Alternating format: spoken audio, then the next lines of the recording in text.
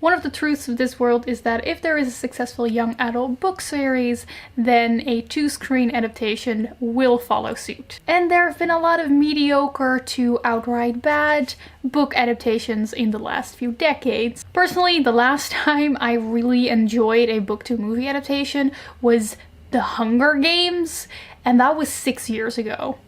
So not surprisingly, when Netflix announced that they were going to adapt the well-loved books in the Grishaverse, a lot of people were skeptical and didn't want to get their hopes up too much. Now the first season, which follows the story of Shadow and Bone as well as the characters from Six of Crows, aired this week. The show takes a lot of creative liberties and deviates from the source material in quite some instances, which usually isn't very appreciated by fans, but it actually worked out really well, and Shadow and Bone the show is very well received by fans and critics alike. As someone who enjoyed Shadow and Bone the book but did have a lot of gripes, it was as if the showrunners looked into my head and said, hey, we're gonna take all the things that you didn't like about the book and just yeet them, get rid of them, make them better. And I ended up absolutely loving the Shadow and Bone show. Yes, the dialogue's a bit cringy and exposition-y at times, and some storylines progress way too fast, but overall the actor performances were phenomenal, the sets were great, the plot was exciting, and I liked almost everything that deviated from the original story. And I know that the saying goes, the book is always better than the movie, but I'm gonna be honest, I think the Shadow and Bone show is better than the Shadow and Bone book. Sorry, I do like you, okay? I know that I'm probably committing like bookmark blasphemy by saying this, but I'll explain. We'll get into it. First, I want to make clear that the show is based on 2 books, Shadow and Bone and Six of Crows. It follows the storyline of Shadow and Bone very closely, but with Six of Crows, it just takes a few characters and the plot is actually completely different. So when it comes to Six of Crows, I can't really compare the show and the book that much. So in this video, I'm specifically going to talk about how they took the Shadow and Bone book and adapted it into the Shadow and Bone show. All the things I think they did better, and like the one thing that I do think they kind of messed up in the show. But for those who are interested in my thoughts on the Six of Crows parts, I will just rapid fire share my opinions. Kit Young's performance of Jasper is like the best performance out of everyone in the show. Inej is still my favorite character, and her meeting Sancta Alina was the most emotional moment in the show for me. I didn't quite feel the tension between Inej and Kez as I felt it in the books, and I think that's mostly because most of their pining comes from their internal monologue, which works really well in the books but doesn't really translate to screen. And suddenly I'm a fan of Nina and Matthias, although I do think that their relationship progressed a little bit too quickly on screen. So that's it for the Six of Crows parts. Now let's get into why I think that the show was better when it came to adapting the Shadow and Bone storyline. For those unfamiliar with the Shadow and Bone storyline, also spoilers, obviously. In Imperial Russian-inspired fantasy country, we follow mapmaker Alina, who finds out that she is a chosen one. She has sun powers that can be used to destroy the Shadowfold, a large swath of darkness full of monsters that cleaves the country in two. She's taken away from her best friend Mel to train with the other Grisha, people with elemental powers, in the Little Palace. Here she develops a romance with her only equal in terms of power, General Kerrigan, who can summon darkness. But he ends up betraying her, and turns out he only wanted to use her for her powers. Also, they find a magical stag whose antlers enhance Alina's powers. That's all you need to know for now. Let's get into the first thing that I think the show did better than the book. And that is Alina's character, our main character. One of my big gripes with the book was that I never really felt Alina was as developed as she could be. In the show, Alina gets a lot more depth. I really love Jessie May Lee's performance of Alina. They really embodied the character of Alina so well, and also the writing really gave Alina a lot more depth. We get a few more flashbacks which fleshes out her character a little bit more, and she also actually takes action. For example, at the beginning of the story where she sets the maps on fire so she can actually go with Mel on the skiffs. This never happens in the books. A lot of things just happen to her in the books, whereas in the show she takes way more action herself. Also, because this is a show, we don't really get a lot of Alina's inner monologue, which in my opinion was like a little bit cringy in the book sometimes, because there was just a lot of kind of like teenage pining about who to sit with at lunch and how she didn't like the mean girls and the gorgeous girls, which was kind of just a little bit like outdated YA inner monologue, which we didn't get to see in the show. And very importantly, I really feel like the show absolutely doubled down on the character essence of Alina, which is her having to make a choice between her home and thereby suppressing her powers, or accepting who she is, the Grisha that she is, accepting her powers, but then also possibly estranging her from her home and her best friend Mel. I feel like the show really put a lot more focus on this slow character progression that we see in Alina, whereas in the book it was a little bit more subtle. For example, a friend of mine really pointed out that through the show you can see her take up more space in the king-size bed. Like, at first she doesn't know what to do with all the space, but the more comfortable she gets, you can see her take up more space in the bed. And they also added the scene where she wants Genya to take away the scar that reminds her of home from her hand, which is like such like a pivotal moment in her character development. Also doesn't happen in the book if I remember correctly. And another small change with a really big impact is that in the book, there's a scene where the darkling kisses her, whereas in the show they changed it and Alina actually kisses General Kerrigan, which really shows that she is actively making this decision herself to take on this new life with the Grisha on the darkling side. And it's not just all like happening to her. So, although I was never super attached to Alina in the books, I really adored her as a main character in the show because of these reasons. Then the second thing that I think a lot of people have been talking about is Mal. Malyan Oretsev is kind of a divisive character when it came to the books. There are a lot of people who are a huge fan of him, but also a huge group of people who just didn't like Mel, even though he's the primary love interest. Me as well, I've never really been a huge fan of him, and if you ask people why they don't like him, there's usually two answers. The first one is that people find him very unsupportive of Alina's new powers, and the second one is that people just find him boring. It's just kind of not really an interesting character, which both things are true in my opinion. But if you've been on Twitter, you've probably seen a lot of people talking about how the show suddenly made them Melina shippers and suddenly made them like Mel. And I think that's because the show just made a few decisions that just aided massively to making Mel a more interesting and less annoying and unsupportive character. The first thing is that he just gets more depth to his character, just like Alina. We have the time for a few more flashbacks. We have an opening scene with him doing the little boxing match, which just sets up his character a little bit more. And I think the most important thing is that we actually get to see Mel's POV in the show. The book is just first person the book is just first person perspective from Alina's point of view, so we never really get to see what Mel is doing if he's not with Alina. And I guess the show really kind of showed that the first person point of view and only following Alina was kind of a weak point, actually made the story a little bit weaker, because adding Mel's point of view was a fantastic choice. Let's just like walk through how you experience the story if you just read the book versus how it happens in the show. Okay, so here's how it happens in the book. We see Mel in the beginning. We have kind of no clue about what he thinks about Alina. We know that Alina really cares about him because we're in her head, but also because we're in her head, we kind of think that Mel doesn't care about her at all. Then when Alina gets taken away and like there's like 75% of the story she's in the little palace, we don't get to see Mel. No idea what he's doing.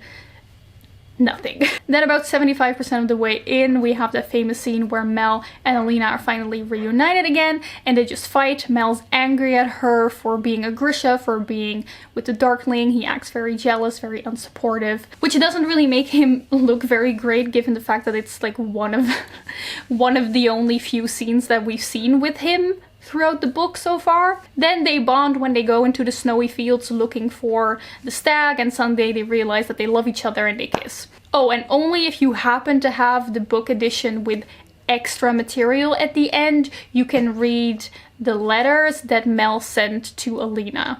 But only if you can read the extra material and it's like all the way at the end of the book when you've already finished the story. So just looking at it like that, you can probably understand why a lot of readers, not all, but a lot of readers just didn't really find Mel a sympathetic character at all. But here's how the same story is told in the show in a way that makes Mel a lot more likable. So first of all, we get a very strong opening with him fighting in the ring. We get more moments where we show that he really has a bond with Alina and that it's actually mutual, coming from both sides. We get more flashbacks which show that he cares about Alina. For example, the scene in the bar where he like punches someone down so he will be thrown into like the prison so he can be with Alina. That doesn't happen in the book. We see him actively running after Alina when she gets taken away in the carriage to go to the palace. So a lot of things that really show us that he cares about her, whereas in the book we kind of don't know. And then in this large portion where Alina is separated from him, instead of not knowing what he's up to, we actually get to see what he's doing. We get his point of view. We see him struggling in the snow. We see him going out of his way to find Alina. We see him losing friends. I'm sure you're familiar with the writing rule show don't tell, which basically means that if you're writing a story, it's always more powerful to show something to the reader instead of just telling them and expecting them to just believe it. In the book, we're kind of just told afterwards that Mel actually really cared about Alina all this time and that he was looking for her all this time, whereas in the show we actually get to see it. We are shown that Mel is going through all this to find her. We are shown that he really does care deeply about Alina, and that's way more powerful than just telling us. So you know how I said that the letters that Mel writes to Alina are just like bonus material in the end of the book? In the show, we actually get to see them writing these letters in real time throughout the show. So we see them developing their feelings or realizing their feelings for each other through these letters in real time. So much better. So much better. And then when they finally meet and they do fight, you understand Mel's perspective a lot more, and he's also just a lot more supportive in their fight. Like, he's not annoying about it, and he doesn't actually get jealous or angry at Alina. It's just a fight where they kind of have to relieve tension and it makes more sense. And throughout the entire show, they don't kiss, which I think is a very good choice, because I think the kiss in the book felt a little bit forced, and now in the show they just have more time to let their relationship heal and then develop further. I noticed that there are some changes in dialogue they made that again seem very small that make such a difference. For example, the scene where they get confronted with each other again in the little palace after they've been separated for a long time. In the book, Mel gets pretty jealous of the darkling and it's kind of been turned into like a big deal. In the book, Alina starts kind of explaining what has happened with the darkling and Mel just says, "You don't have to justify it for me." Small change, huge difference. Same thing at the end of the story when the two have escaped from the darkling. Alina comes to the conclusion that she can still use the amplifier that she has to destroy the fold and use her powers to save the world. And in the book, Mel is like, "No, Alina, take the amplifier off. You're not gonna use your powers anymore. Let's just go." Whereas in the show, Mel is actually supportive of Alina using her powers for good. He doesn't ask her to take off the amplifier. I mean, she couldn't, because in the show it's like ingrained into her flesh, which I thought was super cool, by the way. And he just tells her, "You will destroy the fold, just not today." Small difference, huge impact on how I perceive their relationship. I think that kind of sums up why I think a lot of people, including me, like show Mel a lot more than book Mel. And then the next character that I want to talk about, you know, comparing the book versus the show, is the darkling. Here's where I gotta get mixed feelings. Let me start off with the things that I also thought were done way better in the show again. The first thing is that I like that Ben Barnes is like so clearly a lot older than Jessie May Lee. He's also like so much taller. With the camera work, they put a lot of emphasis on how much taller the darkling is than Alina, and I really like that because with these like visual changes it really emphasizes like the power imbalance that is between the darkling and Alina. Also in the show it's a lot clearer that Alina really wants to be with the darkling and she actively chooses that life.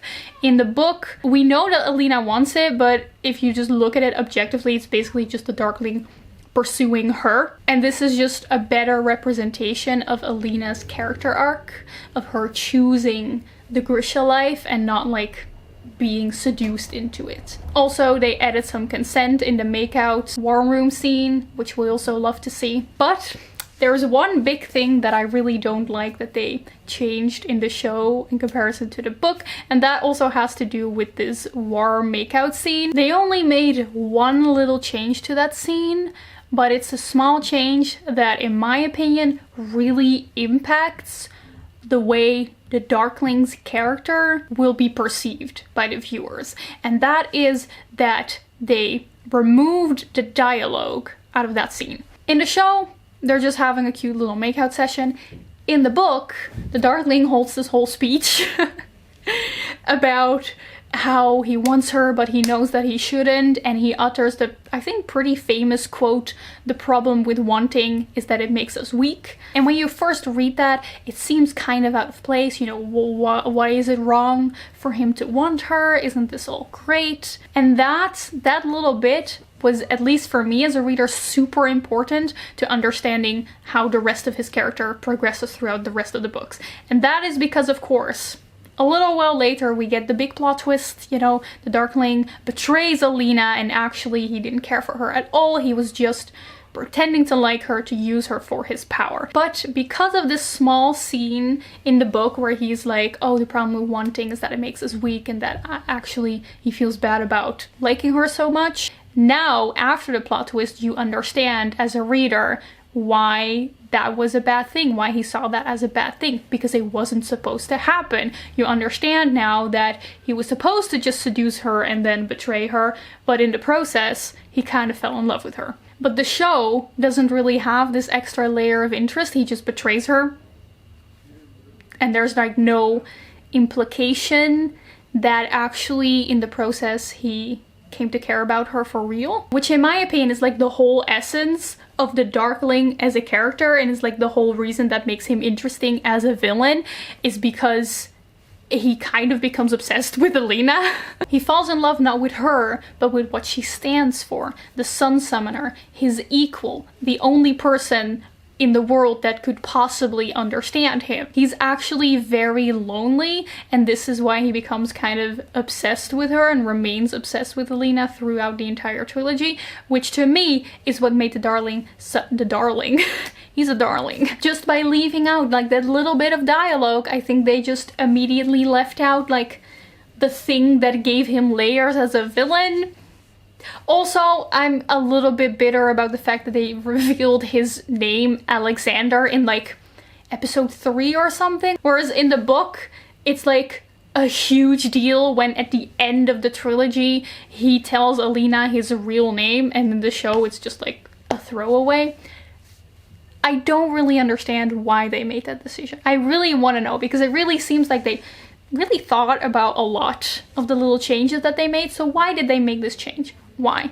Let me know in the comments. But that's the only thing that I didn't like. Let's move on to like other stuff that they changed in the show that I think made it a little bit better than the book. First of all, there are like way more action scenes. Remember that this book is only 299 pages long. Like, it's a pretty short book.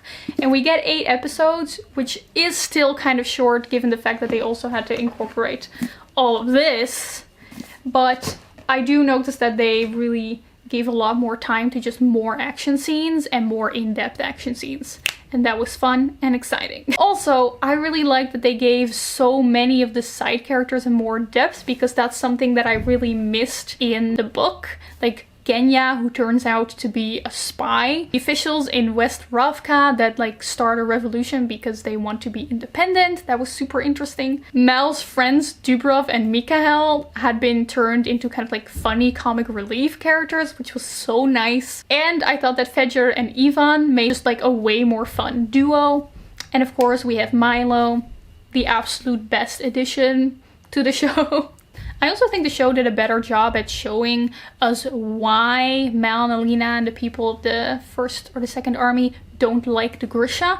In the book, we're just kind of told that they don't like them, and it was kind of like, why? Whereas in the show, they give just a little bit, it's still not like super in-depth, but they pay a little bit more attention to showing instead of telling us why they don't like the Grisha and that they see them as just these kind of like elitist people. And they also got rid of all the mean girl on girl hate, which permeates the book quite a lot. And like, yes, Zoya is still a mean girl character, but in the book there's really a lot more hate. A lot more hate on Zoya just because Mel's interested in her. A lot more hate on girls just because they're pretty and gorgeous, which is one of those things that happens in Alina's inner monologue, which they got rid of in the show, which made me very happy. And that is a list of all the things why I think that the show actually did a better job at telling the Shadow and Bone storyline than the book did. Except for the Darkling thing. That's like the one exception. Let me know what you think of this. Am I wrong for saying that the show is actually better than the book? Do you think that there are certain things that the book still did better than the show? Let me know. Again, I'm not really talking about the Six of Crows part in this video. I was like wondering if I would do just like a broad show review video or more this kind of like focused video essay type of video. So this is more like a focused video, or would you actually prefer it if I just did like kind of like a normal broad review video? Let me know in the comments down below. If you like this video, give it a like and subscribe if you want to see more of me. I really hope you enjoyed this video, and I will see you soon in another one. Goodbye. Oh, my voice is gone. You can still use the amplifier that she had. I also think the show did a better shot, but I can't speak anymore. The first one is that